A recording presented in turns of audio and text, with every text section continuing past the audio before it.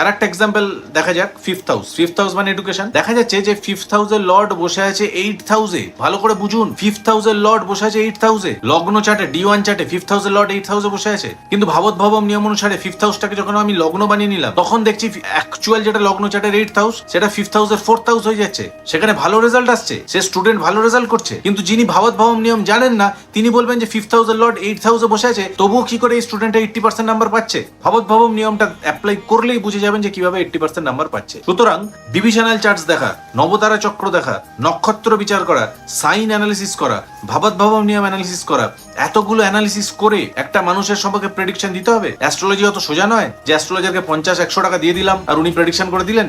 যথেষ্ট analytical mind থাকতে হবে, আপনাকে বিভিন্ন দিক থেকে অ্যানালিসিস করে রেজাল্ট বলতে হবে ক্লায়েন্টকে, তবেই ক্লায়েন্টের প্রেডিকশন অ্যাকিউরেটলি ম্যাচ করবে, অ্যাস্ট্রোলজি প্রতিষ্ঠা পাবে এবং মানুষের মধ্যে জ্যোতিষশাস্ত্রটা আবার পুনরুজ্জীবিত হবে।